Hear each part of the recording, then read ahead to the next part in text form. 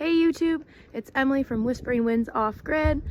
This episode is all about making sap into syrup. I didn't get the chance to record how to actually tap the trees like using the drill and putting the spigots in. However, this video is all about how to make sap into syrup.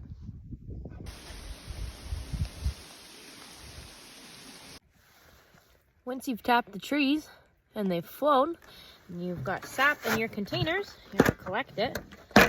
I do this on foot and use the ATV sometimes. Weather's been warm, so we're not getting as much sap right now.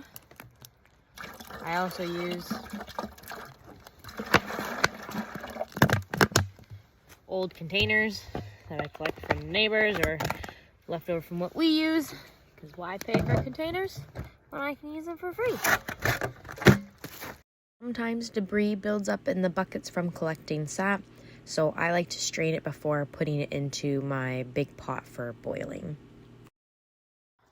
Okay, it is early morning. I have let my sap, or the water that's in the sap, freeze overnight. Time to strain it out. You could do it with your hands, but it's like doing a polar dip with your hands. I don't really want to do that this morning. Just finished the chores, so I'm going to show you what the ice looks like and how to take it out.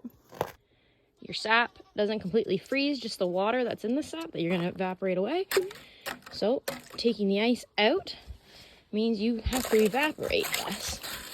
I learned this from the book Breeding Sweetgrass. I guess this is how the indigenous would do it. They would collect their sap, let it freeze, pull the ice out, and then that way you have less to evaporate. You boil it down into syrup. This process takes a long time. This pot is, I believe, 49 liters. So if I boil this entire thing down, I get about 1 liter of syrup from it. In this foam that you see here, you skim that off as you go. As it boils, it'll come up, and I just skim it off with a spoon. Once you are getting close to the syrup point, you are going to bring it inside and finish it off inside. Much easier than doing it outside in a much more controlled method. It is finished when the syrup has reached 219 degrees. You'll want to move your thermometer around the pot a few times. There can be hot and cold spots, so just because it reads 219 in one spot doesn't mean the whole syrup is actually done. I usually do this and then kind of like a taste test and a consistency test when it cools down to see if it's done.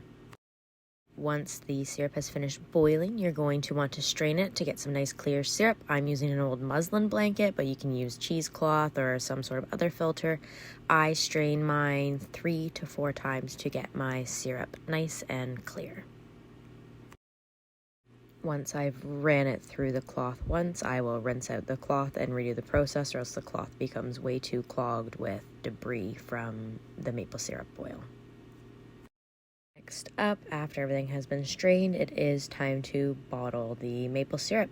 I just use old bottles or mason jars in a funnel, and you just pour it on in. As long as it's really hot, it should seal everything up on its own, and as long as the syrup has been boiled down to an appropriate sugar content, it will not go moldy. We were able to finish off a little over 10 liters of syrup this year, which was great for us. It means we probably won't have to buy any maple syrup for the whole next year. Maple syrup making is a labor of love, but it is one that we love to do here at Whispering Winds Off Grid. Thanks for watching.